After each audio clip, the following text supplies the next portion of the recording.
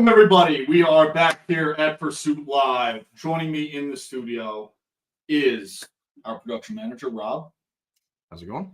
Dave has the night off. I'm your producer, Chris, and we have an amazing guest. We've been looking forward to this, and it's coming to you live from in the studio. So please give a warm welcome to Miss Amanda Lynn Mayhew, that hunting girl. Amanda, thanks for stopping by. No problem. Actually stopping by. So, listen, we got a couple things. Number one, I want to apologize to everybody that we had to push back the raffle drawing. All right, there was some scheduling conflicts, and we want to give that the attention that it deserves. So we did have to push the drawing back. However, you still got time to buy tickets. All right. Not saying you can lose with that one. So pick up your tickets now while you can. You got a couple extra days to do so, and then we'll announce the drawing here shortly. Rob, Amanda, you just want to get into it? Sure. Let's do it. All right, let's hit it. Let's So, do it. Amanda, welcome to the studio. Thank you for coming, by the way. Exciting. There's so Rob, where do we even start with this? Well, let's start. How did we meet? How did this all go together? Contacted me on Instagram. I did. We shot the shit. Mhm. And then we were supposed to do a podcast over the internet and decided let's do something different because I'm coming to New York City. Yeah. Coming to New York City for a dress to kilt fashion show, Scottish fashion show. And we met up, dropped the truck up at your parents' house. Yep. You drove us into the city and we went from there. And got the tour of New York City and enjoyed an incredible fashion show. And now we're here. We're definitely going to get into that fashion show. Yeah. We have to. Yeah. There's a lot to go over today. Oh, we still wish you were there. No, and I wasn't there, unfortunately. You do have a kilt. I didn't know it was a kilt show. You can put it. You want to put it on now? Yeah, I don't have Well, wait. Even though fashion show doesn't really go with the outdoors, this particular one does. So we will get into that. Definitely did. Stop rubbing it in, guys. Come on. All right, so listen. The one thing that we like to try and do with the show, Amanda, and I'm going to ask some probing questions, some very detail-oriented questions, but I do want to start where kind of we start with everybody, as this is really your story, and I want to hear you tell it. Like, how did you start in the outdoors? Where did this all begin for you? My dad, 5 years old, growing up in a remote town in northern Ontario. That's what he did. He was a mechanic and he had to feed us. And so that's what he did. He went hunting, he went fishing. My mom was the angler, my dad was the hunter. My sister was little. So when my dad went out, he took me and Miranda stayed at home with my mom. And that's how I learned the things that I know now. I guess a follow-up to that would be what about the outdoors as just not even a passion, but a way of life? Like, what really attracted you, even beyond such a young age going forward? Like, what was that spark? That it was just something it was just normal. I honestly thought that everybody lived the way we did. I didn't know you could deer hunt in southern Ontario. Thought you had to come up north to do that. And I honestly thought that's how people got their meat. I didn't know any better. I didn't know all of this was out here. I didn't know Africa. I didn't know New Zealand. I didn't know any of that. And I just knew what I knew, and it was just normal. So I just continued to do it. And I raised my boys the same way that I was raised. So I guess, so obviously the outdoors is a career for you. And a way of life. And 100%. It's a whole passion. It is who you are. 100%. For somebody that's just coming into the sport, if you could explain, just maybe not even somebody who's just coming into the sport, but even the people that haven't had that exposure, that didn't have that way of life growing up, like what is something that you can kind of describe as a feeling that makes you get up every day and want to do this? Oh my God, how do I answer that? So I have a program called Take Me Hunting, and it is an outdoors program that is just that. If you've never been hunting before, or you have been hunting and haven't experienced an opportunity that you wanted to, that's what the program exists for. And God, waking like I don't even know, everything. Turkey hunting, 4 o'clock in the morning. I wake up at 4 o'clock in the morning. I get out there. It's pitch black. I can't see nothing, but I hear everything wake up. And to hear the world wake up is the best sound in the entire world, and is my favorite moment in the day.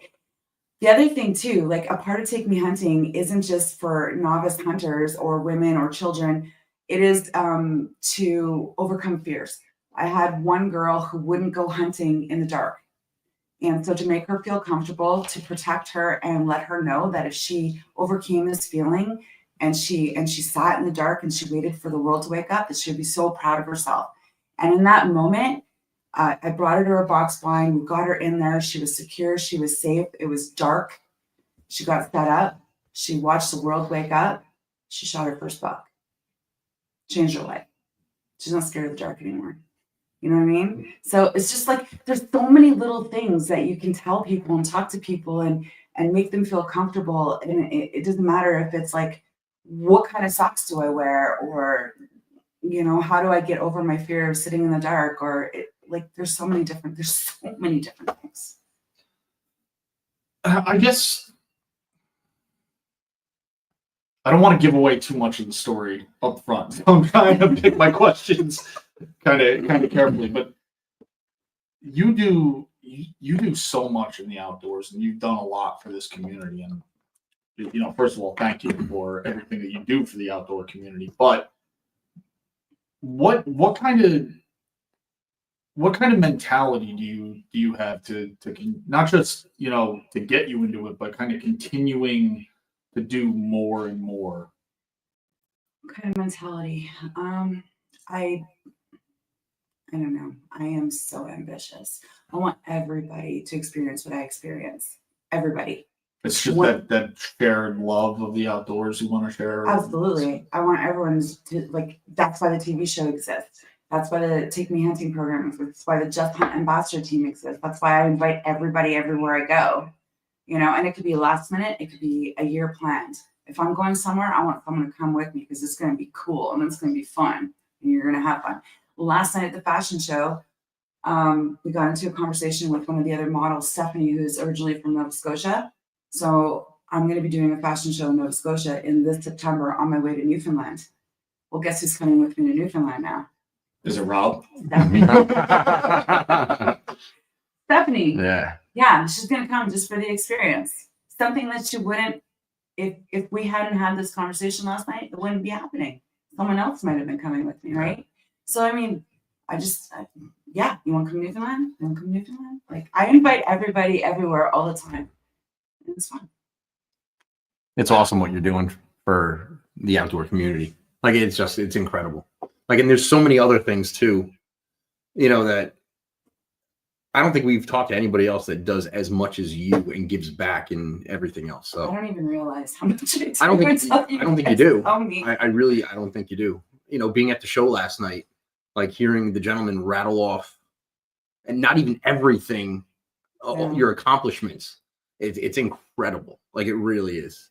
So just keep doing what you're doing, because I am. One of our new mottos is campfire stories from those who built the outdoors. And you are definitely somebody who has created a world better for everybody. So thank you for what you're doing. Yeah. I'm literally just having fun. I am doing the same thing my dad did with us and his friends. My dad would take his buddies out hunting who didn't really hunt, but they went out and they had a blast and come back, and we'd sit around the campfire, the barbecue or whatever, and my dad would be telling all these stories. And I'm like, what? And now I get to do that. And I've been doing it for how long? Oh my God, I've been doing it for 20 years. So 30 years. Yeah. I love it. All the stories you have. I love it. Oh God. Yeah. Good stories. Yeah. So I guess we can get into some stories here. One of the things that I do want to talk about is, I guess, your first victory in the outdoors. What would be your first victory story? I don't know. Like, are you talking about? First, your first successful harvest, your first successful time out fishing. Like, what would you, I guess, pick if you had to, out of everything, your first victory in the outdoors? Okay, Jesus. My first victory in the outdoors. I had been moose hunting my entire life in Ontario, Canada, before they changed this draw system. I would always apply as an individual to get my bull tag, and I never got one. And in all the years that I applied for the moose hunt, years and years and years, I actually shot my first bull moose in Newfoundland in 2018. Now I've been hunting since I was 5, and it's 2025. So 9 years ago was when I shot my first bull moose. That would be my victory. And because I've been hunting moose, I can call them out. Don't have a tag, can't shoot it. Carried my grandfather's 30-06 Weatherby around since I started moose hunting. Never used it. When I went to Newfoundland, I got to bring my gun with me, and I used it on that moose. And I wore my dad's hunting sweater in 1972. So I guess that is a good victory. It is a good victory because I finally harvested my bull moose. I have my grandfather's gun, which is super sentimental to me. I use it on all my big game as much as I possibly can when I'm using my rifle. And I wore my dad's sweater. And yeah, that's a big deal. My dad's a big deal. So that would be my first victory. Okay. May not be my first hunt. No, but your first victory. Yes. That's what matters to you. Yeah. Oh yeah, definitely. Now I'm going to flip that coin and say, what would be a failure? Something that you maybe had some lessons learned that helped you along the way. Right. We were talking about this today. So we had done take me deer hunting on Manitoulin Island in Ontario, Canada. And I had 4 or 5 girls. They each got a brand new crossbow for the deer hunt for that week. And I had brought my crossbow, which I hadn't used in a while. And while I was setting up all the other girls' sights, I had messed around with my own sight. Well, we had gone out deer hunting, and I had this buck in the field that I snuck up to 20 yards and shot him, and it went under him. And I was like, what? Like, how can this happen? This can't happen. Like, this is not right. So I ripped my hood off and my hoodie, my jacket, whatever, gloves, everything, recocked my crossbow, aimed, shot again, went under again. What are you doing? The buck is still standing there. He's watching me do all these things. So I get closer and I get about 10 yards from him, use my last arrow, shoot again. It goes over him. I'm like, okay. He runs to the tree line and basically laughs at me. And I'm like, what did I do? And it wasn't until I got back to camp that I'm like, oh my God. Because I was sighting in everyone else's crossbows at certain yards and stuff, I ended up doing the same thing to mine and completely, yeah. That was a failure, epic failure. Buck laughing at me 10 yards away. So I guess a lesson learned from that, if you had to take something away from that, what would you say you would take away? Make sure my scope is sighted in properly. Take care of number one. That's it. Oh, but it was funny. So I don't want to. We have so much to cover here. I mean, we do have some time. We have an extended show today. It's on a special day. So, Rob, let's get into. I want to get into your accomplishments because there is just so much to dig into here. Oh, if at any point you want to call it quits, let us know. There's just so much to talk about that I don't even think we could fit it all in one episode. No. Try, but we'll see what we can do. Okay. Let's just go over a couple things. Okay, let's do it. All right. Top female hunter in Canada. That's what they tell me. Incredible. One of the top female hunters in the world. No. I think so. 10th season recording? 10. 10th season recording. Got us beat. Yeah. And that's the hunting girl. Yeah, so 8 years, that hunting girl, 2 years, Just Hunt. Okay. Yeah. Creator of Just Hunting. Yes. Recipient of the Jeffrey Reed Courage Award, which I would love to hear about. So the Jeffrey Reed Courage Award, they are out of London, Ontario, and they created this award to recognize those who overcome certain struggles, daily struggles. And for me, it's Graves' disease. So I live with that every day and have for my whole life.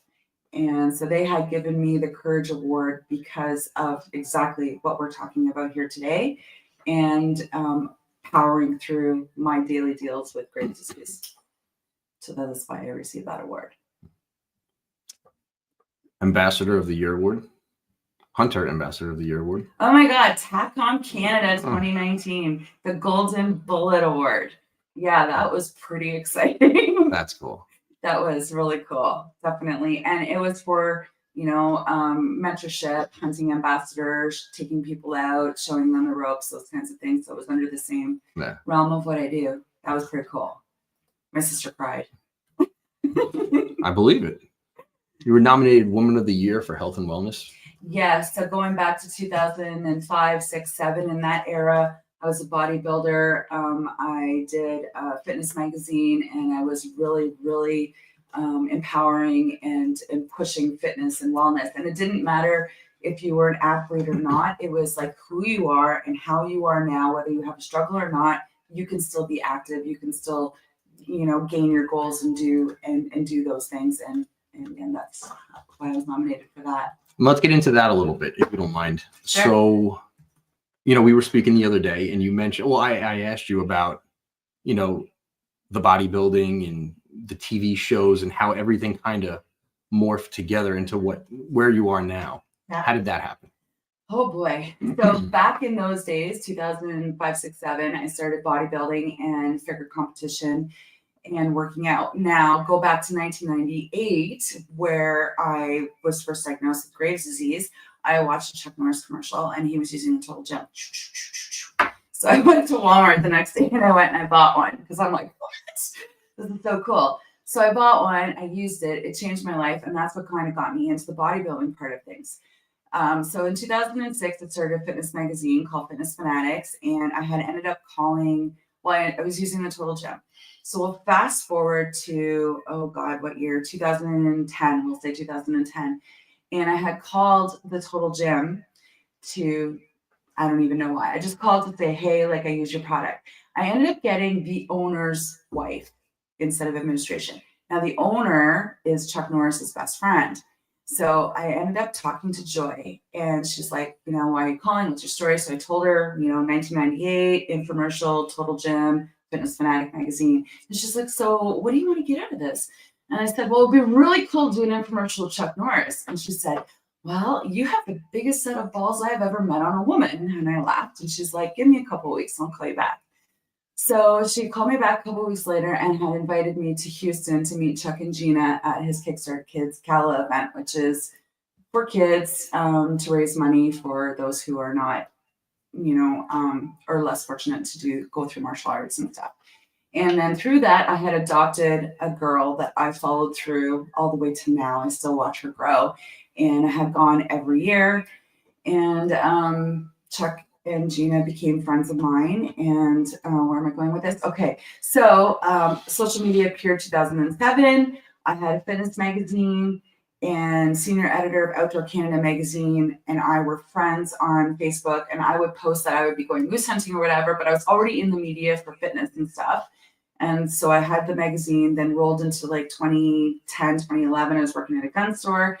Then I rolled into the MNR, which is Ministry of Natural Resources, as resource manager. Wild TV wanted to put out a new show called Canada Hunts, and they wanted a female host. So because of all this media coverage already, I had that backing me. And then I had Patrick Walsh and just all these peers would, my name came up constantly. So at SHOT Show in 2016, they sat me down, they asked me to do TV. I said no. Then they asked me again, and I said no again. And then they told me all I had to do was just hunt. So I just have to show up at the hunts. They'll take care of the camera, the production, the editing, and everything. And I said, okay, let's try it. And that's how it started in 2016. So just the first time somebody shows up, hey, we want you to be on TV. Yeah, get lost. I didn't want to be on TV. I totally had no way. No way. I've heard like I had so many friends in that industry that I didn't want to do it. I thought it would be too much work, like too much like prep. You know what I mean? Like I wanted it to be real. And when they told me it was going to be real, just go out and be yourself, sit in that tree stand, walk through the bush, you do you, don't worry about anything else. And as soon as we did that first episode and I knew that I could be me, I was in. I got to give you a lot of credit because being on TV it's the same but different from filming your own hunt. Like I feel like I've been in hunts where it's like the deer's coming in from this side and I don't want to move the camera because I don't want to miss this deer.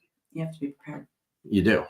Yeah, you know, and so for me, I would rather get that deer than film it. So, but, and that's the thing. You set up, so in a tree stand, when I'm deer hunting, we put our camera on a tripod and attach it to the tree stand. And all you have to do is flick it open and hit record. And you swing it back and forth. So if that deer is coming in, you have a GoPro, you have your phone, you might have somebody else with you, and then the tree stand. It's all on how you like how you set it up. Mm-hmm. So I'm gonna tell you something about that first episode. My mom, I called her from SHOT Show and I told her, and she was so excited. She's like, Amanda, I'm gonna go with you on the first episode. We're going back to hometown Manitowoc. My parents had moved down south with me. And I'm like, oh my God, that'd be so cool. Because mom and dad hadn't been back there for 4 or 5 years. So mom was coming with me. My youngest son, Mackenzie, was coming with me. He must have been 16, 17 at the time. He was young. And 6 weeks before production, my mom passed away, April 12th, 2016. I quit. I wasn't doing anything. Wasn't going to do the show. I wasn't going to continue I was a Cabela's ambassador at that time. I was going to quit everything. And then my dad was like, what are you going to do that for? Don't do that. And then he talked me into it and we went. Me and Mackenzie went by ourselves, picked up the cameraman in Sault Ste. Marie and went to White Lake Park, Provincial Park, which I know you guys don't know where that is. But it is a campground that we grew up in. So we went there first and we did a memorial fishing part intro to the episode for my mom. Me and Mackenzie caught the smallest walleye ever. And then we continued into the town and we did another memorial for my mom and shot a bear. That's awesome. Yeah. That was my very first episode. It's a hell of a kickoff. Yeah. Yeah. We watched that episode with my dad when it premiered and he cried. I believe it. Yeah. Jeez. You never know which way your life is going to go. No. Ever. No, I'm sitting in New York right now. Hi. Yeah. Yeah. No. I know. You were in the Bronx this morning. I'm sorry. Yeah, sorry. The rest of New York isn't like that, by the way. We experienced it all. Oh Yeah. my God, so much fun. Yes. Did you get mugged? No. You didn't experience it all. If you're in the Bronx, you gotta get mugged at least once. We were One of the girls kind of thought maybe that would happen, but I told her it wasn't gonna. No, it wasn't gonna. No, We were good. We were all right. We were good. Anyway, enough about New York. That was my first episode. My second episode, Range Day. First time ever televised in Canada, a women's range day, showcasing pistol, archery, rifle, and shotgun. How'd that go? Amazing. So amazing that we shoot one every single year. That's As awesome. an episode. Mm-hmm. I would claim that as a victory. Yeah, that is the victory. I don't even know what to say to that. I mean, that's like big. It's special. It was. It was very special. It was very special. Right. I took 3 women and showcased 3 women on their different shooting experiences and where they entered the level of discipline. So, Now jumping ahead a little bit. Oh wait, what are we going to talk about? Are we going to let a secret out right now? Then no, because I don't know. Well, We're not going to get into that Let one. it ride, it's No, fine. no, I will not do that. I will I not. haven't told anybody, Then- just to let few people know. Then it's. I don't know. I'm not Are gonna. we even allowed to? Apparently, it is a secret because I don't even know what we're talking about right now. So I don't even want to take a chance. So, We could say it without saying it. that we're all going to go to Africa. You talk them into it. we could. We could say it. We could leave the title. Yes. Yes. So let's fast forward. Go. Where were you going? All that training that you've Yes. been able to put the girls through Yes. has also gotten you other training. Not gotten you a training, but I've received an opportunity. yes, to do another TV show. To do another TV show. Yes. Part of a project. Part of Tactical Team SWAT. Yes. There you go. Secrets out. Well, not what. No. I can tell you We'll what. keep it. We'll keep it. Stay tuned. Yes. Next episode. Yes. Which is really cool. And I was showing you some of the things that I learned. Yeah. Earlier. Which was really good. Pretty cool, huh? Yeah, it was really good. Oh, we may have to have some technical primers, and Yeah. we'll get into that after. But yes, so from a fashion show to Tactical Team SWAT team member. In like 3 days. I got to hear the other story again about the. Everybody's involved in SWAT here. What? You gotta hear what story? The story about you pulling into the hotel with something in the bed of your truck. There's something in the bed of my truck. Something dead. Oh, right. We were doing the one ATV company that I was an ambassador for. They were having their annual general meeting or AGM, whatever you want to call it, in Mont Tremblay in Quebec, which is a beautiful ski resort, very bougie. And I said I was coming, but I was on a bear hunt. So I literally left my bear hunt with my bear and my ATV in the back of my truck and rolled into the hotel, and they wouldn't let me in because there was blood dripping out of the back of my truck. So they wouldn't let me into the hotel. And I had to call like the CEO of the ATV company to come down so that they could verify that I was like a legit person that I was supposed to sign in the hotel. That's awesome. Very few people probably have a story like that. Yeah. I mean, it's just like, yeah, buddy, I need your help down here. Yeah. We need to find a freezer. That was not my concern. Like I could take care of the bear. It was iced. Everything was fine. It was just that they were like, "You are not coming in here." No. You have blood all over you? No, not on me. Well, maybe on my boots. That's still a pretty cool story. That is. That's awesome. I thought me driving to work with blood on my tailgate was something Yeah. cool. Like, apparently. Yeah. No. Yeah. I do want to get So in. many stories we've talked about. over Yeah. the weekend. Oh my god. And I want to hear a lot more. Did you remember the one about Mackenzie and the partridge, the grouse, with the Americans following me? Yes. That was a great story. You mind telling that one? Sure. Moose hunting. Mackenzie was probably 9 years old, long time ago, and going through the logging roads during our moose hunt. I take my kids and we go grouse hunting for the day. And this truck of Americans was following me. Every road I would go down, they would follow me, kept following. So we got up to a road. I shot a bird, went, grabbed it, opened it up in the neck, pulled the breast out, put the bird back together, stuck it on a log, and drove up the road about 34 yards. Told Mackenzie, get out of the truck. We sat on the tailgate. I'm like, watch this. And Americans come up, see the bird, shoot it, go over to it. Yeah, it was empty. We waved.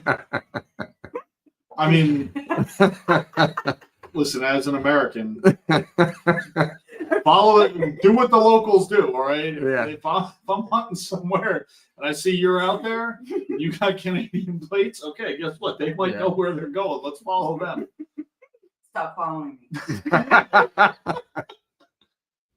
Yeah. You know what? It's not stupid. You see somebody's truck with their face on the side of it and honey My candle. face wasn't on the Not side this of the one? back then. No? This was like, oh my God, this was, how old's Mackenzie? 26. He was 9. So that was how many years ago? Okay.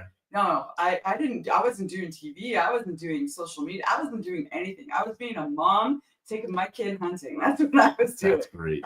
I didn't need anyone following me. That's great. Yeah. I mean, we've done the same thing fishing though, where we'll be in all our cool gear, we look like we know what we're doing fly fishing. People pull up, hey, how's it biting? We're like, oh no, this spot's no good. Like we're just packing up. We're gonna go upstream. I talked to one of the local guys. He said like 2 miles up the stream, there's a pull off. It's great up there. Oh, thanks, buddy. So we do that down here. I can't say that that's true. Yeah. There you go. Oh. All right. I do want to, while we're telling hunting stories, because Rob never lets me talk about this. Oh, here we I want to go. hear it. What? Oh, you know. I want to talk about it. Oh, Africa. We're going to Africa. I'm No. never It's I'm true. never allowed to talk about Africa. And let me off the chain this time. Told me it was okay. So we're going to talk about Africa. Okay, let's go. So Do you have a cool cup like this? do I? Yeah. Yes. So I know you just went, and I want to hear about the experience. I know that as a matter of fact, the episodes just became public on YouTube, right? The first, yes, from my first trip. I feel like I might have been one of the first viewers on that, actually. I think So I do want to hear about this. I want to hear yours. Well, it's not my show; it's your show. Okay. You want to hear about my Africa trip? Yeah, I want to hear about your I Africa. thought you were going to talk about Africa. I went to Africa; it was great. Now let's hear your story. What made you want to go to Africa? Me, okay. So I have been approached to go to Africa numerous times, and I had said no because I originally thought it was like London. I'm noticing a pattern here. I- You have to ask multiple times. Well, because I didn't know any better. Like I didn't know anything about the TV land, and I thought it was like just a world that I didn't fit in. And it wasn't until they told me, sharing experiences and putting it into a different light rather than like I didn't want to be a TV star, and I don't think I am. Even though other people might see me that way, my TV experience is to share the adventures and inspire others to get outdoors. That's the biggest thing for me.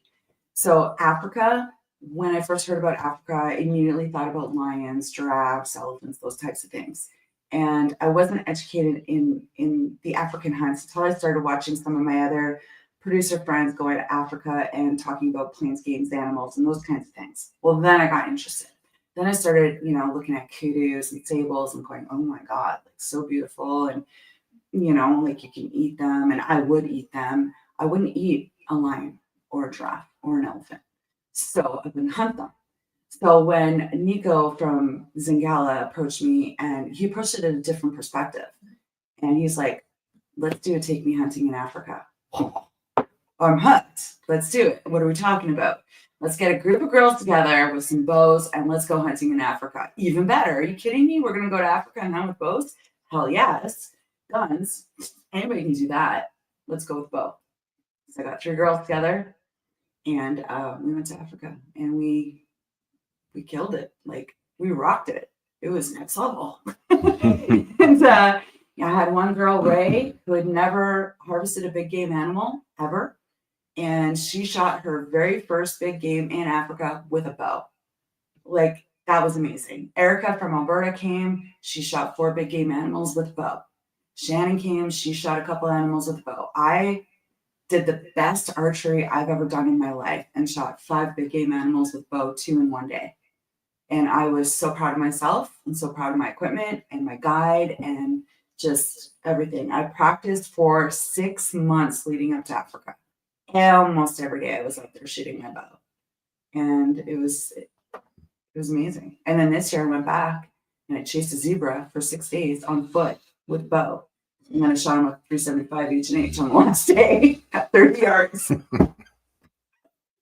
That will You be got him though. I got him. Yes.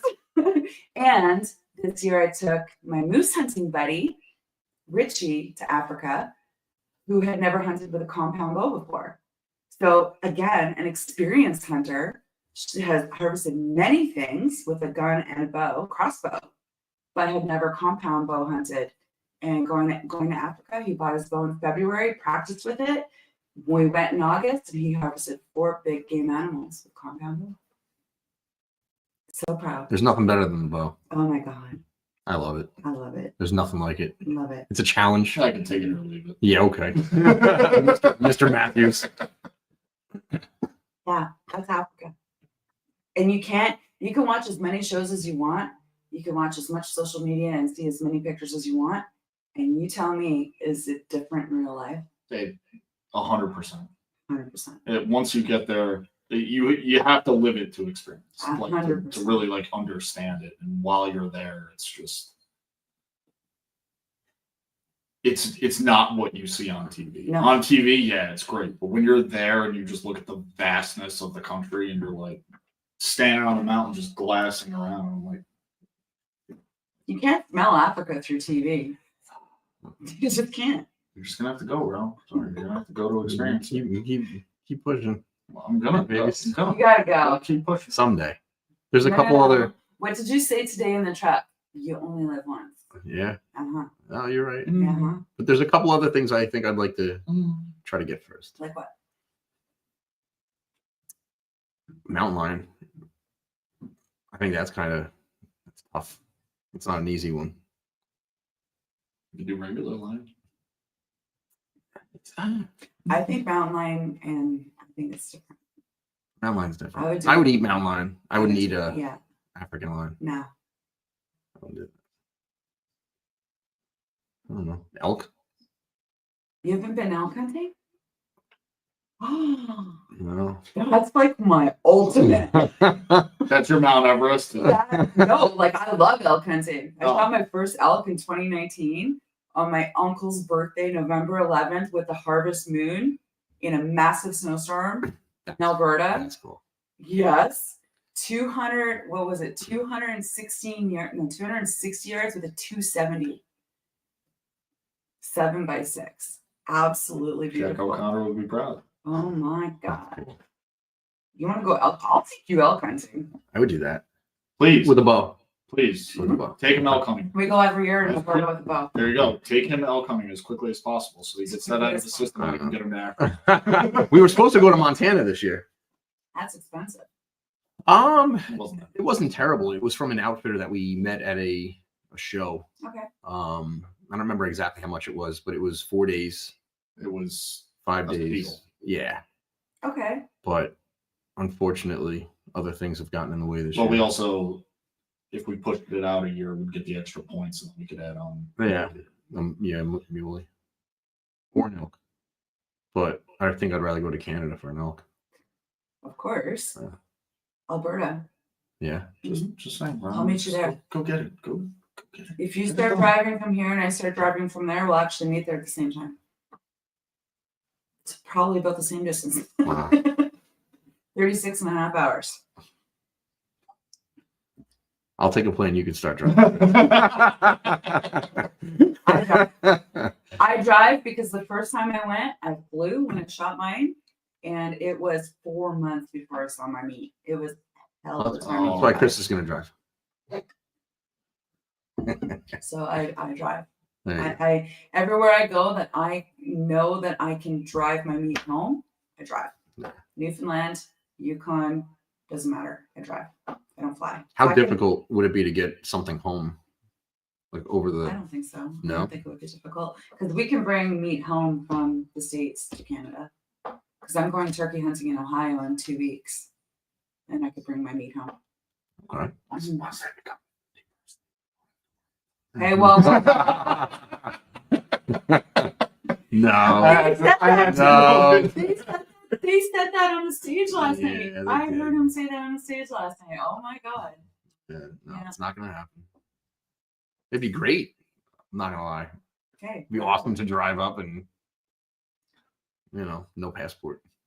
Right? Not have to get pulled over and pulled to the side and, get checked out. Into immigration. Yeah.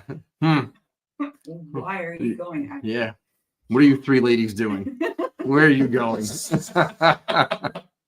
You're letting the secrets out. I gotta tell you this one story. Okay. And I think I told you already. We had a lady that wanted to go bear hunting because her husband hunts and her daughter hunted. And her daughter hunted because she saw me on TV and she came to a sportsman show and she wanted to meet me and she wanted to continue to hunt. And when I first met her, she must have been about 9 or 10 years old. Now she's like 18 or 19. Super cool girl. And her mom wanted to hunt, but her mom has a rare blood cancer. And we took her on a bear hunt because she's like, I just want to go. And so I set it all up. No fees. Let's just go bear hunting. We're taking a weekend. We're going. And I put her and Kathy and Candace in the truck and pulled a trailer with the ATVs, went up to Northern Ontario, stayed in a cabin. My buddy hooked it up for me and we took her out bear hunting. Candace harvested her bear on day 2 with 300 Win Mag at 20 yards. And right at the end of the day, she had messaged me and we went over there and she's like, Amanda, I don't know if I got it. And I looked with the flashlight on the trees behind the barrel and I'm like, yes, really. Anyways, we found her bear like trying to jump over a log and it had died. So we got her bear. And the next day before we went out bear hunting again, I showed her how to take the hide off and we did like a whole kind of training session on that. The next day we went out and we sat. I was joking. I was so joking. And I do this a lot, to be honest with you. I have so many stories for you. I told Candace, I said, me and Kathy will be back in an hour. And they laughed. They're like, yeah, okay, whatever. We got in the tree stand. And within an hour, Kathy had shot her very first bear. And we had called, and it's all live. Like we filmed it all on TV. There's an episode on YouTube. You can watch it. So Kathy called the girls at the lodge and they're like, oh my God, I just got my bear. Amanda said we'd be done in an hour. It's been an hour. I got my bear. And then she called her husband because I always make the girls call their husband after they harvest their boyfriend, husband, dad, whatever, right? After they harvest their animals. So she called her husband and then, we got out of the tree stand and found her bear and cleaned it up and that's impressive. She went home with her bear. So I know some people who sat for weeks. Mm-hmm. Never saw it. Sometimes you just gotta call it. It happens. It happens. There's been years that I've sat the entire week and never saw anything. I remember I was telling you about my muzzleloader deer. There's more to that story. You want to hear it? Yeah.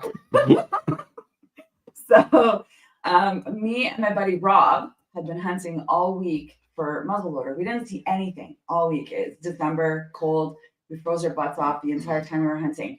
My very first muzzleloader hunt, and this was only a couple years ago. So his dad's name was Frank. My dad's name was Alexander Frank. We lost our dads in the same year, 2022. And so we had maybe, how can I say this? On the last day on the Friday, we were supposed to be in our stands for 3:30 and everyone else went out to their stands. We were a little bit lagging because we're like, we're not going to see anything. Let's have a shot. So we had a shot.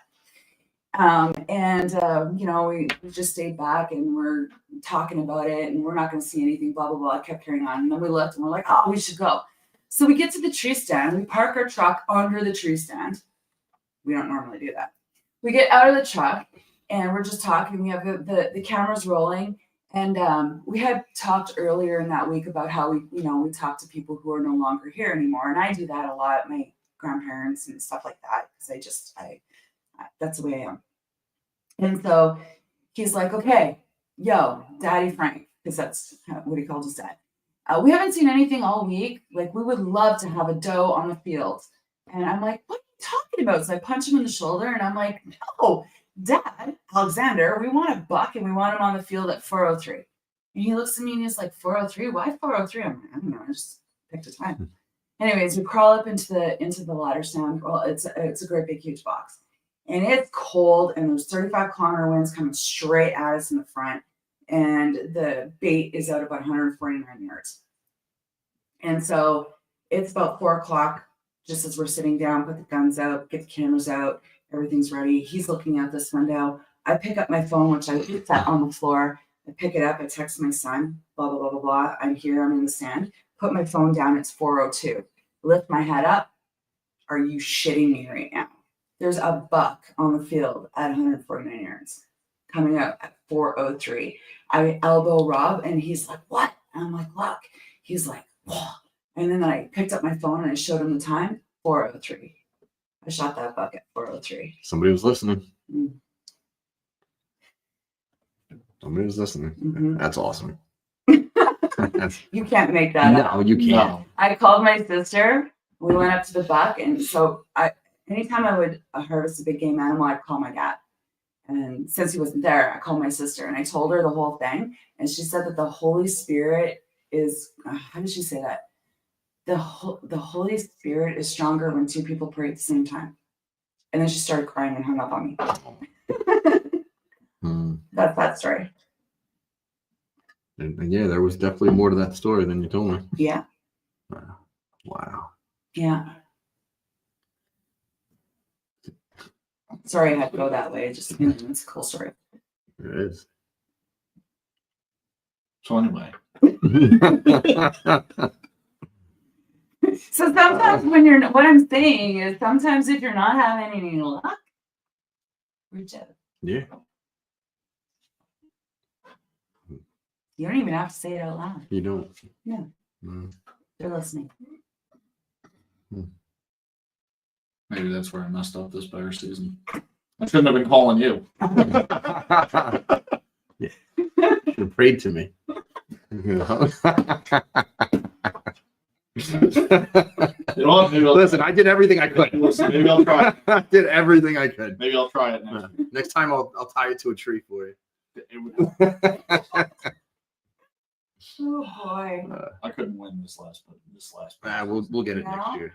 It was the winds were bad. I would be like, Rob, it's like I'm looking at my phone, I'm looking at the wind forecast. It's like can be like 25, 30 mile an hour. Get on the winds. ground and move around. What am I gonna do here? I'm like, all right, you know what? Let me get out. Maybe I'll come back later. Maybe I'll just let the spot chill and I'll come back tomorrow morning. I would leave. 20 minutes, not even 20 minutes later, I'd get a text from him with a trail cam pic of a bear right like 20 yards in front of the stand. I'm like, dude, I can't win. And it wasn't just once, it was like multiple days. It happens. They knew you weren't there. That's why. I love hunting bear. That is, to me, that's one of the biggest rushes. They're beautiful. Oh, when they first come in, doesn't matter. I've been hunting them my whole life. And when they first come in, that like whole rush. What are you gonna do? You can come see me? You can go over there. What are you gonna do? Yeah. And then you try to predict what they're gonna do.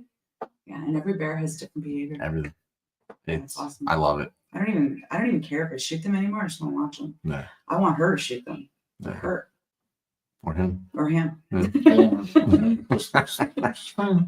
Listen, this year it's going to happen. I hope so. 100%.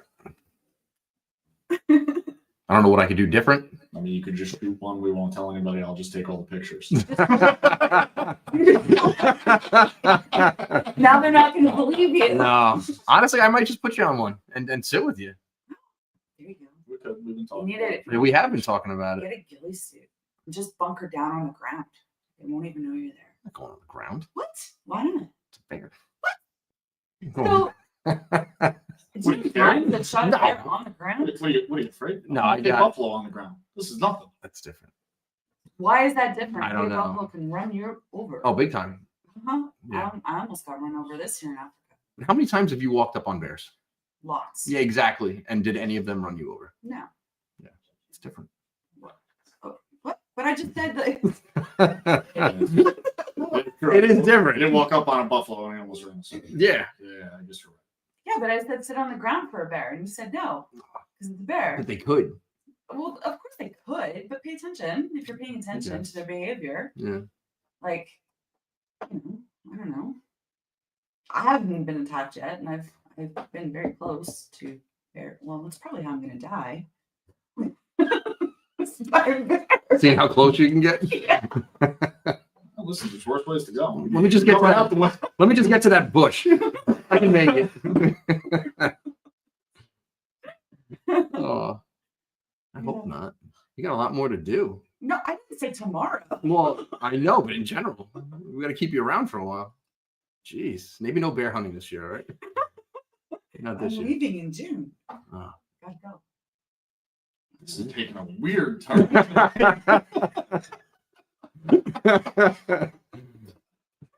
Oh God. So anyway, bringing it back around.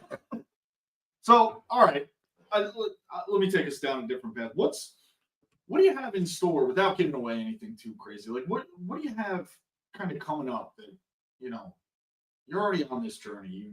You've accomplished so much. What's next? What's on the horizon? A lodge. Take Me Hunting, the Just Hunt Adventure Lodge. Take Me Hunting, putting everything under one roof.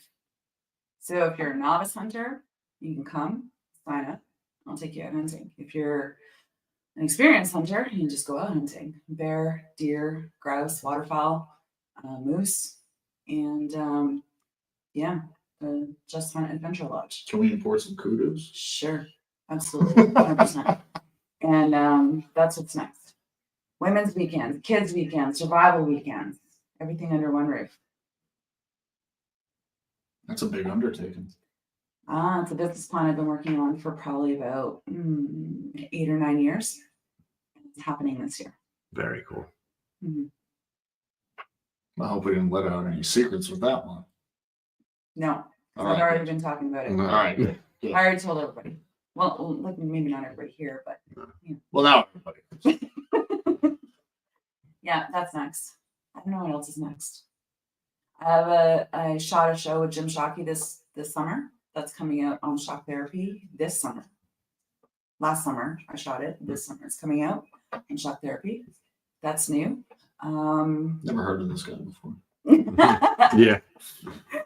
What else? I am on the Sables Committee for SDI for the Dream Hunt. And we're working on a celebrity who's going to be part of the Dream Hunt for the Sables for this year in SCI. So that's something that's next. I'm also District Elector of Canada for the Sables. That's something that's up. And I'm on the Education Committee for the Sables. That's new. What else? I don't know. Where do you find the time? Like, how do you juggle everything? Is it, the people that you have in your corner with you? Yes and no, it depends. But for myself, I get up in the morning, I feed my chickens and turkeys and sheep, do a workout, I turn my computer on, I go shower, come back, answer some emails, carry on. I pick what I'm going to do that day, whether it's a business plan, whether it's production, whether it's editing, whether it's a schedule, keynote speaking, article writing. I'm going on a hunt. I just figure out how to manage it. Fashion shows. Fashion shows, yeah, right. Oh, geez, yeah. Mm-hmm. Pursuit Live. Yeah. Yeah.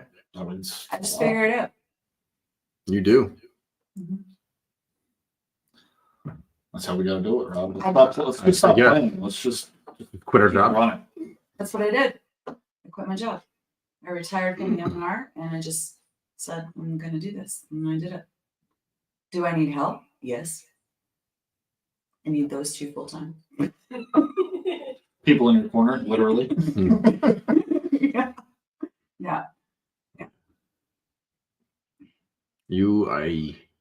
I answer every social media question. When people inbox me, Instagram, Facebook, it's me. Are they surprised when it's me that's answering them? Yes. But I said I would never be that person. Yeah. That wasn't me. So I answer everything. I know I told you this when we first started communicating. You are living the dream of so many people that I don't think you have any idea. Probably not. It's how many people do you know, or could you think of that would just want to have a hunting show? And just hundreds. It's got to be top of my head. So why? For what reason? Some people maybe for the wrong reasons. Some people maybe for the right reasons. If they want a bigger platform to share their knowledge and adventures. Some people maybe because I don't know, they just want to live that dream of, oh, I want to have a TV show, but do you understand do what I want to have a TV show? No, but I mean, do they understand? Probably absolutely not. Do you know what I mean? Probably not. You have no idea what comes with it. It's got to be stressful. It can be, for sure. Do you think I can walk in the grocery store? Not a chance. No. I could put my hair up. I could drive. I could be incognito. I could have a hood on. I can't go anywhere. Nope. You have to be prepared all the time. You have to be on all the time. I don't know anybody personally that I think could do that. I mean, listen, I got recognized in the streets in New York City. You know, Yeah. So did Dave. Dave doesn't even. No, that was actually interesting. I was walking from my office to one of my job sites, and there was a kid at another construction site that stopped me on the sidewalk. He was working at this one site between where I was going, and he was like, "Hey, you're the only Bose guy." I was like, "What?" He's like, "Yeah, I seen your truck up there with the stickers on. I've seen you sitting in it a bunch of times. Like I follow you on Instagram. I watch your show and everything." I'm like, "What? Woo! Is this happening right?" Yeah. That's awesome. But that's what you want. No, I don't want that. I'm good, thanks. I'll just. But then why are you doing this? What, this? Yeah. Oh, because I like hearing other people's stories, and I think that what we. But you're being recognized for helping share those stories. I mean, I guess.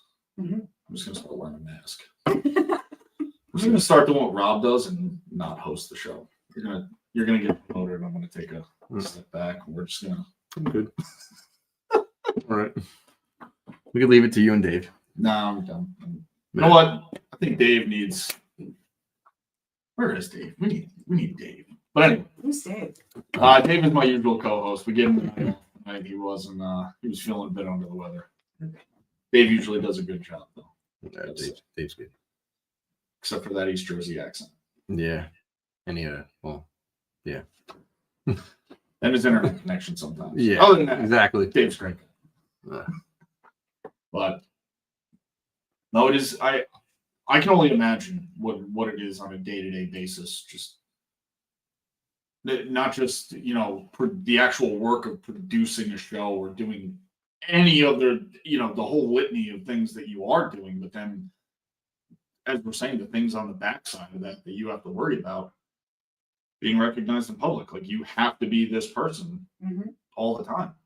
We went to Pennsylvania for the Great American Outdoor Show, and we had drove halfway. We stayed in Corning, New York, and we got up in the morning. It was a snowstorm, not a storm, but it was snowy. It was cold. We just wanted to get in the truck and get going, and we were literally walking out of the hotel, and this guy was yelling at us from across the parking lot, and he wanted his picture taken now.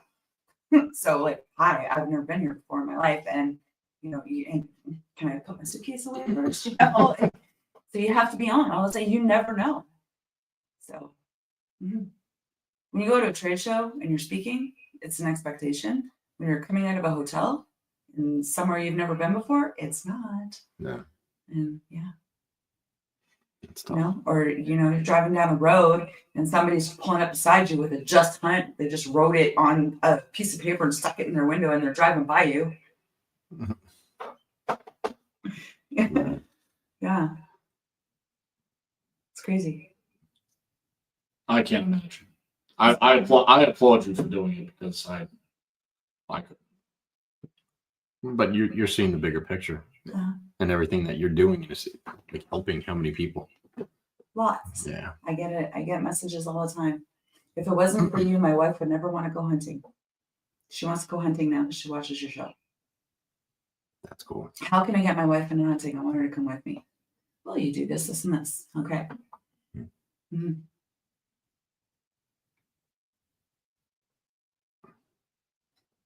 Oh, that's big. That is big. That's big. Because listen, I mean, we could sit here and talk about hunting all day, but it's who wants to hear it from us? If you're getting it from, I mean, just from the female perspective, if you're listening to us talk about it, it's like, oh, look at these guys who are just talking about hunting. But hearing you talk about hunting and share your passion and just hearing just how excited it makes you, I think that that's a big thing for other people to see. I think that helps the outdoor community as a whole because it is a male-dominated hobby, if you will, or sport, but maybe it doesn't have to be that way. Oh, it's not as much as it was. Yeah. Which is great. There are Which is a good thing. Absolutely. so many women. And those women may not be on social media or on television. There's a lot of women that are into hunting. And it's just how it's portrayed. Yes. There are way more Yeah. men on TV and in social media that are hunting than there are women. And the women that are on TV are usually hunting with their partner. There's not very many women that are a solo female hunter on TV at most, and most of my hunts are do it yourself. So I only started going to outfitters like where I have to. When I go to Newfoundland, I have to hunt with an outfitter. I can't hunt Newfoundland without one. If I go to Africa, I need one. New Zealand, I need one. Alberta, I don't need one. I need a hunter's host. So like depending on where I go, if I can do a do it yourself hunt, I'm going to tenfold because I want to know how to do it myself. I don't want to have to rely on anyone.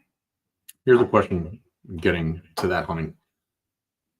Do you scout out these locations before? Do you have an idea, or do you give yourself a few days to scout before doing your hunt? On a do it yourself hunt? Yeah. So in Ontario, where I go to hunt, I know. And so like turkey hunting is coming up soon. The properties that I have permission on, I know them. Like I know the routine already. And I learned that by scouting and by hunting that land. Bear hunting, I know where I'm I know, like just over my experience, and I go to the same places, I go to the same bushes. I know, but I mean I've spent years in those bushes. Going to Alberta and elk hunting, I've spent years there since 2019, learning the bushes, learning the areas, and yeah, I do it on myself. But in Alberta, obviously I've learned it with a friend, but you need to have somebody with you in Alberta to hunt. You can't just go and hunt by yourself. But I could like take somebody else from Alberta and say, hey, this is where I know to go. And I did that last year. So yeah, I do.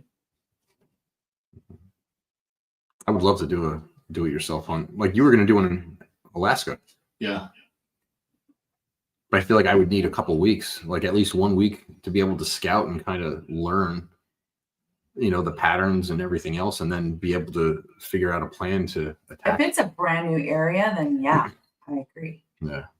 Well, and not to cut you off, but one of the things that kind of circling back to your grouse story that, talking to guys who had been there and doing the research beforehand, a lot of people said, ask questions of the locals. They might.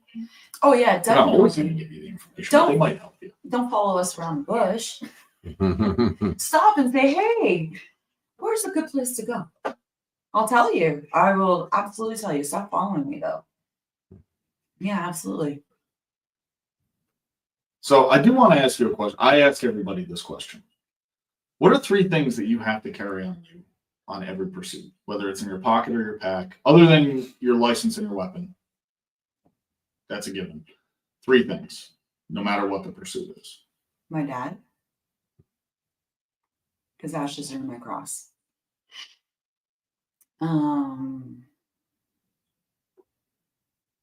My camera. Because I'm filming a TV show. And a knife. What kind of knife you use? Depends. I have many. Depends what hunt I'm on. It's usually a buck knife. A big one. Mhm. That's a good one. Just a big buck knife. I love it. Big buck knife. I made one. Well, I made a handle for one Nice. out of a big antler. Cool. I wish I had brought it. Yeah, you can show us. I could have. It's got an. You brought everything else. Have you seen Yeah. it? Probably. I'll send you a picture of it. Okay. I got to get a. Actually, at the show last night, I met a gentleman who does a lot of leather work. What? Yeah, he does a lot of. I'll send you his page. Was he one of the designers? I don't think so. No, he was in line. Like we just started talking outside before we went in, Oh. and he makes Tell sheath. me about my leather? I didn't know. Oh, dear. So he makes sheaths? So I'll reach out to him because I need to have one made for that knife. Okay. And he did really nice work. Yeah, he was actually somebody who marched. He was a model? No, in the parade during the day. Yeah. Oh, the tartan. Parade. Yeah. Oh, cool. Wait, there was a parade too? Yeah. Yeah. Yeah. We found out Yeah. at the fashion show that there was a tartan day parade. Yep. In New York. Because most of the media that came to the fashion show came from the parade. Everyone was wearing kilts downtown. Downtown? Manhattan? I don't even know what it was. It's true. Mm-hmm. You Do you want to Do tell I live in like a bubble or something? I don't know about these You've things. been working a lot. Your audience probably has no idea what's going on with this like fashion show tartan day. What are you talking about, guys? Well, tell them what it's about. So, first of all, thank you so much for inviting me. That was an experience that I will probably never have ever again. I've never been to a fashion show before. So this show was Dressed to Kilt, which raised money for Navy SEAL Foundation. And it was so cool. They had a bunch of celebrities there, Olympians and everything else. And it was all kilt fashion, and it was, what was it? It was country outdoors theme. Yeah. Highland country outdoors theme. Yeah. And Amanda Lynn's outfit, which you designed, was incredible. Absolutely incredible. But the accessories is what put it over the top. So it was your alligator, which you got in Florida, which you had made into your quiver, fingerless gloves, a belt. Yeah. And was there one more thing? No, that was it. Yeah. That was it. And it was incredible. And I walked out with my bow. Yeah. I will post them up on the page. I saw the pictures. They were what an experience. And you did amazing. You really did. Thank you. That was good. It The was song, fun. everything. The song. The song. I had to go back and listen to the video because I didn't even remember the song. What you're saying is next year I got to make sure to keep an eye out and get us tickets. Yeah. 100%. Get you tickets. I'll get you in. VIP list. I have connections. You gonna do it again? I would absolutely do it again.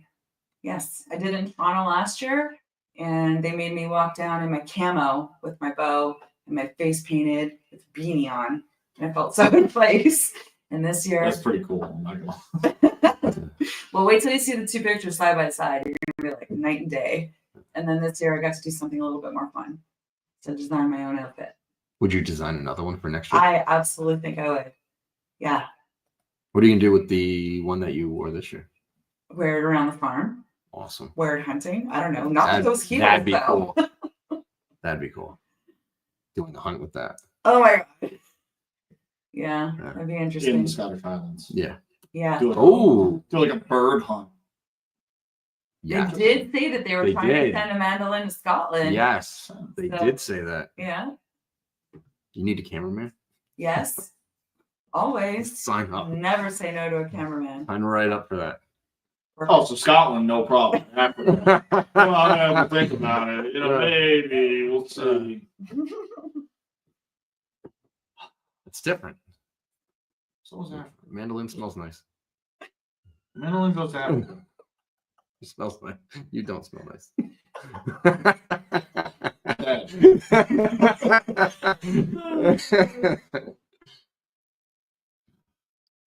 I'm sorry. Anyway. All right. Moving on. What else? I don't know. I feel like we're only scratching the surface. I know there's so much more I feel like we could cover. I do want to take a minute. Please just tell everybody right now where, even though it's in Canada and we probably can't get too much of it here, but for the audience, because we do have listeners in Canada, tell everybody where they can find your content, whether it's social media, Sportsman's Canada, anything. So the TV show That Hunting Girl airs Mondays at 7:30 Eastern Standard Time on Sportsman Channel Canada. Everything else can be found on justhunt.ca. Literally click on that link and scroll down under the picture, and all the social media links are there. Instagram, TikTok, YouTube. You can find all the old episodes of That Hunting Girl and Just Hunt on YouTube, and also on Victory Plus app. You can download on your mobile device. I sound like a commercial. You guys don't have TikTok in Canada? Lucky. We have TikTok. Yeah, they do. Yeah, we don't. Yeah, you do. You can't download it anymore. What? Yeah. So if you If had you it, have it, you have it. If you don't have it, you can't download it. No on Mac way. anymore. Yep. I never had it. You're missing out. It's so good. funny because that happened when we were I was going to Nashville and for the SCI convention, and I crossed the border and my TikTok didn't work. Yep. I went back to Canada. No and way. yeah, didn't work. Even though I'm a Canadian, as soon as I crossed the border, my TikTok stopped working and said this app is not accessible. So I couldn't do TikTok the whole time I was in Nashville. I had to wait till I got home. It's the worst. Yeah. TikTok blackout. Anyway, that's neither here nor there. We don't like to talk politics here. No, No. that's not why I'm here. But I don't even know where else to go with this because we didn't even really get into the adventures yet. We did a lot of boat adventures. I think it was just scratching the surface, but I don't know. I think that Have you done your how many bucket list hunts do you have? I don't really have any. No. My goal now is different species of deer. So this year I have a Sitka deer hunt in Maryland that's coming up, and potentially axis deer. And yeah, I want to try for the different deer. I did chase muleys on a broken foot a couple years ago with my bow, but that didn't pan out. Where'd you go for that? Alberta. Ran the coulees with an air boot on and my bow. Yeah, totally. My camera girl was very angry with me. She was yelling at me in the camera. Yeah.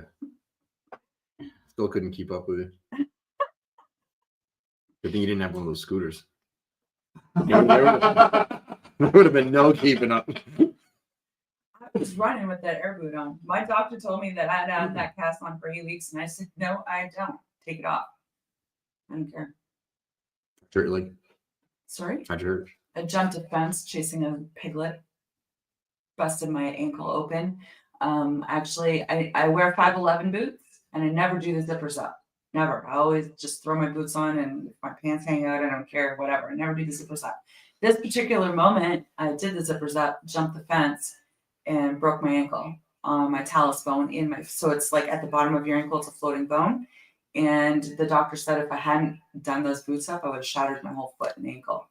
So those boots saved my ankle. Oh, wow. Mm-hmm. Yep. But that didn't stop me. No. I had to buy a couch because I didn't even have a couch. And I couldn't go in the basement into the rec room because there's stairs. So I had to buy a couch because he needed my foot raised for X amount of weeks. That's how much I use a couch. And then as soon as my foot was healed, I sold the couch. Understandable. Yeah.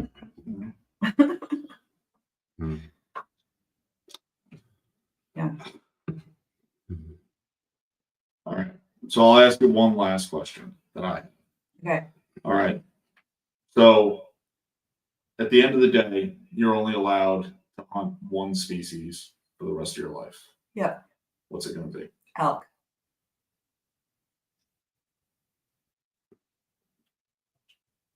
That was a quick answer. It was. But usually everybody has that answer ready to go. Right. Elk. It's changed over the years. It would have always been moose. What's changed? What's changed is the elk hunt. So I would have always said moose hands down because my moose hunt is different now. Since so I have an episode in my show called Moose Fellas.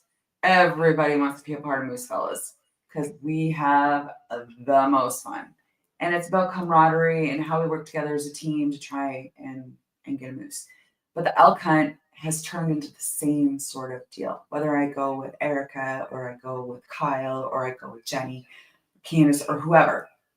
And when you hear that bugle and you're having that argument or debate with that elk and you're trying to get close to it, like I'm telling you, there is nothing that comes close to that. And it's essentially the same with the moose. But Moose, elk, moose. Elk. Yeah, both. Sorry, I can't pick one. I changed my mind. Okay. You're allowed. You're allowed. That's fine. But yeah, Hmm. yeah. When That's you good. hear him and then you see him, and to get close to that with a bow, yeah. Someday. oh, Well, hopefully you'll someday. do it once, and that'll be you're. I'll have to move out west. You're done. I want to go there anyway. I want Montana or Idaho, Wyoming. Wyoming Mm. someday. So I want to be in the middle of nowhere. Well, hopefully someday soon. Hmm. Gotta get you on an elk hunt. So what's yours? Cape Buffalo. Cape Buffalo or elephant? Really? What's yours? Bears. Really? Yeah. Huh. It's a rush. Doesn't matter what kind. Brown bear, black bear. And bear Polar was bear. fun. Mine originally was caribou, but Ooh. having been on a buffalo hunt and experienced that, you'll never find an experience like it. Oh, I've been a part of it in Africa. I I have no interest in buffalo hunting. I almost got killed by buffalo. You want to tell that story? While we were chasing zebras, and my PH was like, chill here. I'm going to go grab the truck because it was super, super hot. So I had the gun and the camera, and I just sat on like the ditch of the road, and there was a tree here. And I'm like, maybe I should go sit in front of that tree just in case anything should happen. And then I looked behind me, and the grass was starting to move, and my PH was like not even 30 yards away from me going. And I looked at him, and he's like, "Get over here now!" And I just like stood up and started going towards him. A whole herd of Cape Buffalo came out. Yeah. Wow. And if he hadn't done that, if I hadn't heard the grass, I would have been trampled. Wow. Mm-hmm. It was fun. and that's what does it for me. That's why that's it for me. That's my pick. Get busy living or get busy dying. No. That's it. You know what? I take my answer back. I think I need to hunt more species to be able to figure out a good answer. Okay. Because up here, we really only have whitetail and bears. Black bear. That's really it. Have you hunted anywhere else in Florida. Florida? Yeah, for pig. That was a fun hunt. I did that too. That was a good one. I want to go for alligator. I would love to do that someday. Pennsylvania, but that doesn't really count. Why? It was a hog hunt at a outfitter, so it doesn't really count. It was fun. The meat's delicious. I would do it again, but I hog hunted in Florida too. yeah, I went to Louisiana and built my gun, 300 blackout, picked all my accessories, put a suppressor on it, drove across with my buddy to Florida, and we hog hunted from a moving vehicle at night with night vision and spotlight. that's cool. Yeah, you can't do that in Canada. No, Yeah. my hunt, it was a rush. It was fun. So it was my father and my father-in-law. We get to the outfitter first thing in the morning. It was pitch black, and he goes and he puts us all into different spots. And it was supposed to be over a feeder, which I could care less. It's a pig. So feeder never went off. When he comes over to get me on the radio, he's like, "Hey, what did you see?" I go, "Nothing. Like nothing was here." And he's like, "Well, what happened?" I go, "You tell me." I was like, "Nothing went off." He was like, "Okay." He's like, "I'll come get you." So we're in his golf cart coming back. He stops in the middle of this path, and he goes, "I smell him," just like that. And this is like a country boy. And I was like, "You smell what?" And he was like, "I smell the pigs." And I was like, "All right." He goes, "Get out." So I get out. He gets out. He runs around, and all of a sudden, it was like something out of Jurassic Park. It was all that tall. Oh, the palms and all that stuff. Yeah. And you just see like all these things running through it. I'm like, holy shit. Like, what is going on right now? And he's like, run around the other side. So I ran around the other side, and he's like yelling to me. He's like, all right, one's coming through. He's like, draw. And I draw, and I see like going through the bush, and then I'm waiting, and he goes, run over this way. And I'm like, I'm full draw, and I'm like running, and I get through, and he's like 2 seconds, and it pops out, and I was right on it, drilled it. Nice. Thing turned and took off. And then we went to go find my dad and father-in-law after he told them not to leave the blind, Okay. and my father-in-law was nowhere to be found. Oh. Oh, he was. Yeah, they were not happy. I don't know why they couldn't leave, but he was like, "Yeah, don't leave the blind." So now we can't find him. We got to find this pig. We have no idea where it is, and then we start looking around. We're following a blood trail. Like he was going to follow it up with his rifle, and he was like, "You put a good shot on it. Like it's good. Like it's going to die." So he didn't shoot it. We lose the blood trail, and we had it was pumping, and my dad comes back from like 100 yards away, and he's like, "I hear a dog. Like I hear a dog barking." The guy was like, "We don't have any dogs," and my dad was like, "Well, I'm pretty sure I heard like a dog," and he goes, "No, if it's a dog, I got to shoot it. Like we can't have dogs on this property." And I don't know why. So we start walking over that way, and it ended up being the pig that we found. And I was like, "Yeah, it was fun." That's cool. Meat was terrible. Oh. Yeah, it was disgusting. We had to throw it out. That sucked.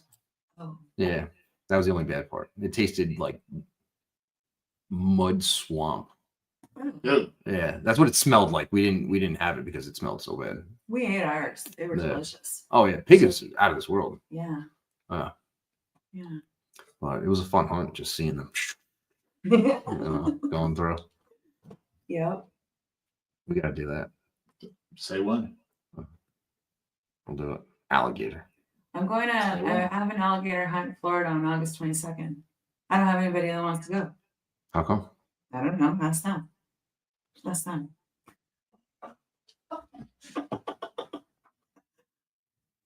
I want to.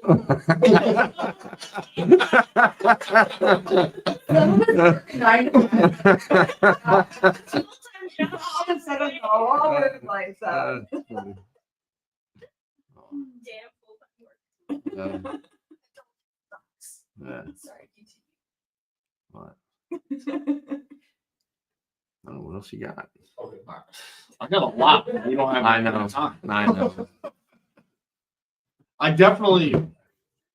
I want to hear more about the lodge, and I know that's going to be down the road, but I definitely We can do this again. I want to have you back. I want to hear about that because You're gonna have to come up and hunt a bear. I'll take you out. There you go. You want a bear? There you go. I'll get you a big bear. Oh. I'm gonna adopt. And I won't even let you sit on the ground. I'm gonna adopt Amanda's way of doing business nowadays. No, I'm good. Yeah. Can I wait? Yeah, you gotta ask him again. Oh, Come up and bear hunt. I'll put you in Jason. I mean, now that you asked me twice. No, we definitely. I definitely want to have you come back, and there's a lot more to talk about. Absolutely. But seriously, if you want to hunt bears, if you want to come to Ontario, we can get you on a bear. There you go. Lodge or not. Guarantee that I can give you in Jersey. See some competition here. We're gonna There's no we're gonna compare competition. here. There's no competition. I cannot do that. Well, there you go. I think the answer is It's a done deal. It's only a 9-hour drive. nothing. It's nothing. We were gonna drive what, 26? That's Oh, that's Montana. Yeah. It's 8 hours from here. But then, yeah. Anyways, Yeah, it's nothing. you want to have bears come to Ontario? There you go. So there you go. And this was that. Done. So, Amanda, I want to thank you again for taking the time to Oh, it was so fun. not just, come on the show, but do it live in the studio. It's so fun. I think it's better than being like you're right here. It's way better. It's okay. And we had a lot to we had hangout time before this. It's true too. And we had hangouts, yeah. We and so did. yeah. Once again, also thank you for swinging by my bow shop, or Oh my our bow God. shop, I should say. That's a whole nother conversation we could have. Please. And he fixed my bow. Yeah. Shout out to Rob Cerrone at Targeteers Archery Yeah. Pro Shop in Saddlebrook, New Jersey. Yeah. So, yeah, they're big. He's big. He's been around for a long time. Oh, that place is amazing. Yeah, So that was awesome. I'm glad he was able to help you with the bow. Yeah. And he's a great guy. Too. He is. He's got great stories. Mm-hmm. But no, seriously, thank you for stopping by. And actually, I'm kind of looking forward to part 2 of this because I want to hear. Yeah, once that lodge is up and running, There's going to be more. we want to hear more about it. We'll have to come and do the podcast there. No, I'm good. Thanks. You'll have to come and do the podcast there. We can. Oh, No, I'm not saying nothing. No, I always have ideas. You have great ideas. I know. We could do we could do a bear hunt, a podcast, and film both of them. I'm good. Done deal. When's the You bear imagine season? filming the podcast and airing it on Bad Hunting Girl, like little pieces of it, kind of like as we're talking about your bear hunt that you shoot in Ontario on the podcast, we film it, and over the B-roll we play the podcast. That'd be pretty cool. No, I'm thanks though. When's bear season? It depends where you go in Ontario, but it opens May 1st to June 15th in the spring, and then in the fall it opens, depending on where you are, anywhere from August 15th in Northern Ontario down to like September 3rd, and then open till October 30th in some areas and October 15th. So there's time. I like you guys have spring bear. I wish we had spring bear. Yeah. We didn't have spring bear for a long time. They shut it down in 1999, I think. 97 or 99 for 17 years. Do you know why? Not really. There's a whole bunch of different reasons why, and they should have never shut it down because the bear population exploded. Yep. That's what happened in Jersey. Yep. They shut it down for what, 3-4 years? Yeah. I loved it. I loved it because I knew that the population would explode and we'd get some big bears. We did. Oh, we did.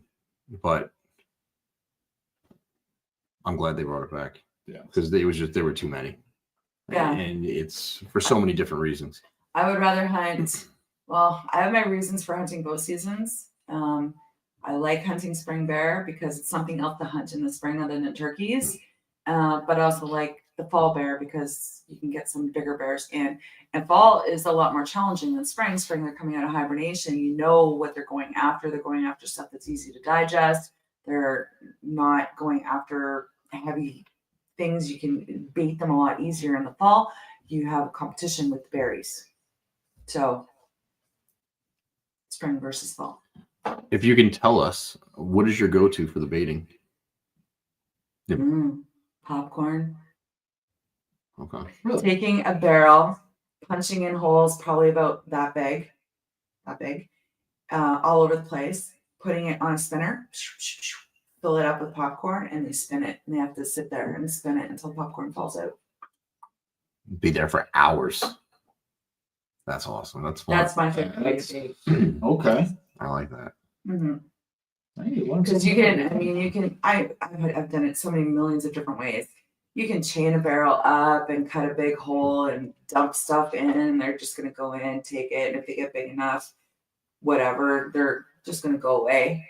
But that whole spinning thing, they're going to stay there forever because only 1 or 2 or 3 pieces of popcorn are going to fall out at a time, right? They're not leaving because they They're smell not it. leaving. Something to think about. That's smart. I got all kinds of tips for bear hunting. It's just tough in Jersey. Because we can bait in Jersey. You can't bait in New York. Yeah. But you got to worry about other hunters too. Okay. Yeah, I don't have that problem. No, you don't. We're actually doing Take Me Hunting bear hunt in New Brunswick this June. And we're gonna walk and stalk That's cool. and spot Okay. and call. With the bow? No, with a gun. Okay. We're gonna call a bear in. That's pretty cool. Yeah. Okay. Mm-hmm. Like a fawn? You use a distress call and you can get a bear to come in for sure. You want to have an area that you can see more than like 50, 60 yards for sure. You want to see them coming in. Mm-hmm. I never thought of that. Try it. I wonder if that Do would a work. little calling. That's what I used to do when I was younger. because like I had kids, so I had to drive around in the truck and leave the kids in the truck, and I'd have to call because I wasn't going to take the kids into the stand Yeah. that young. Yeah, my youngest shot his first bear at 12 years old. Shot a 300-pound bear at 12 years old with my grandfather's 30-06. So I took my first big game animal with my grandfather's 30-06. My youngest took his first big game animal with the same gun. Then when he was 13, we were moose hunting, and we had the cinnamon bear come out at moose camp and eat the seat off my ATV. Did I tell you that story? Yeah. Yeah. So the next morning we baited that bear, got that bear to come in, and he went out and he shot that bear. And the bear took off, and he took off after the bear, threw into the bush. He's like, "Mom, stay there. I got this." He chased that bear in the bush and nailed it. And then it was my turn because I had to clean it for him because he went to, no, I'm not doing it. They had two bears down by the time he was 13 years old. Wow, that's awesome. And then, well, I can go on, but like you said, road time. He's lucky to have you as his mom. I'll tell you that. Well, all your kids, just with everything that you do, they're fortunate. Thanks. My next life. What? My next life, I'm gonna come back as one of your kids. My next one. I can take you hunting, you know. That's different. I'm 40 now. Anyway, all right, moving on. My kids are lucky. Mackenzie got to come to Newfoundland with me 2 years ago, and at 24 years old, shot his first bull moose. How long did I have to wait to shoot my first bull moose? A very long time. So that, and he's been moose hunting with me since he was baby. I used to go moose hunting with him in a bunting bag on my front, carrying my rifle. And yeah, he shot a blonde, super blonde bull moose. Gorgeous. That's cool. Mm. Actually, I just had moose recently for the first time. What? Yeah, friends of ours go. I don't remember where it was. They go to. I think they were up in Maine, and they got one, and they brought. We traded meat. So, Did you see that? I did. I It's a live show. What are you gonna do? We'll edit it out and post. Don't worry about it. We'll put the green screen up. That's awesome. We definitely have to have that on.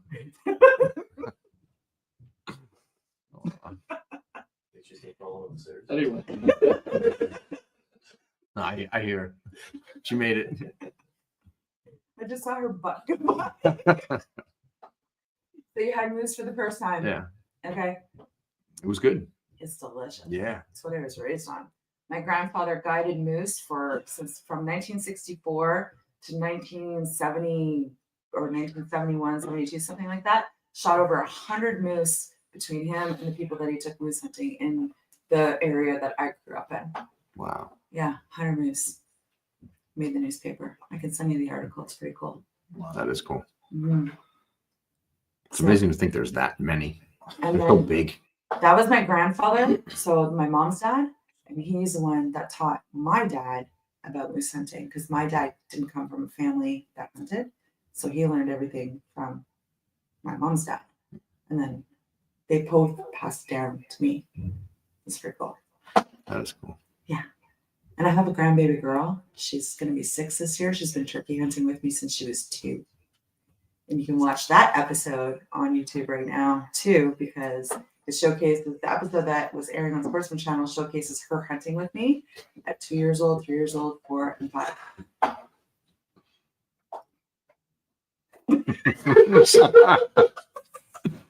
We called you so.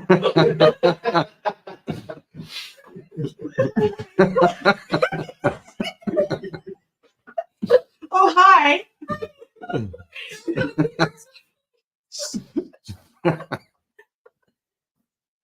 Best live ever.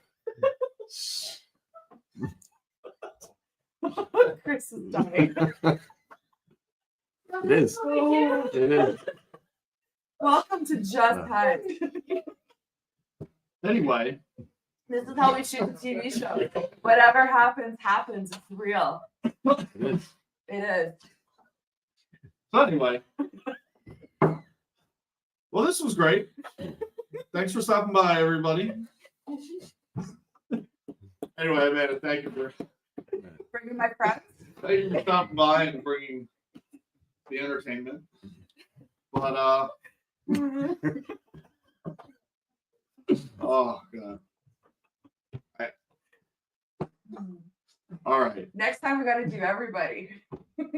We'll just set it up. You know, next time we got to do it in the bar. We'll just set it up. We'll set a camera up in the corner and Oh my God, how Just much have fun that. would that be? Right? And you can have everybody talking. It's true. You know That what? would be so fun. We'll close this one out. We'll go upstairs. Just do another one. No. You have to ask me more than once. So we'll go upstairs. there's gonna be drinks. All right. Well, All right. so Amanda Lynn, thank you so much again for coming here and sharing your story and everything. The past couple of days has been awesome for me. So and us and everything. So thank you. Thank Very you. much. Oh my God. Everything that we saw, everything we experienced, keeping my truck safe, keeping the girls safe, everything has been awesome. You guys are awesome. Absolutely. We'll do it again Absolutely. in a heartbeat. Thank you. You're welcome. Okay, great. No, thank you for coming by. This listen, doing things in person. It's we try to do the best we can over the internet, but sometimes it just doesn't This is awesome. cut it. This is Sometimes so doing it in awesome. person, you just have to do it. And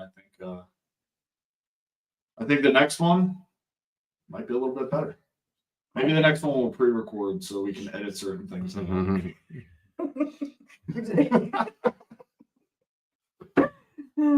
But no, thank you again for stopping by. And if you could just tell everybody one more time where they can catch your show and where they can find you on social media. That Hunting Girl on Sportsman channel, Mondays at 7:30, and you can go to justhunt.ca for more airtime and social media. Well, thank you again, and Rob, thank you for stepping up when Dave's got to take some time off too. So I had to be on this one. I mean, I know you did, but we got to give Dave a break every once in a while. Sure. Works hard. He does. So thank you everybody for tuning in. Catch us. When's the next? When are we doing the drawing? 2 weeks from I now. believe so. We'll set a we'll do date. 2 weeks. Listen, 2 weeks from now, we're going to set the date right now. We're going to do the drawing for the bow. We're going to do it live right here in the studio. And Once again, that is to raise money. We're raising money for United Bow Hunters of New Jersey. They've done a lot for us, and they're doing a lot for the hunting community in general. So that's what we're raising money for. So get your tickets. get them now. We still have some. All right. Don't know how long they're going to last. We gave everybody 2 more weeks to buy. They might sell out quick. So message me for details. We'll get you entered. It's no big deal. And, with that, we'll see everybody again in 2 weeks. Thank you for stopping by, Amanda, Rob. Great job. Thank you, everybody. Thank you, everybody in the background for, doing your part. And we'll see everybody in 2 weeks. Have a good night.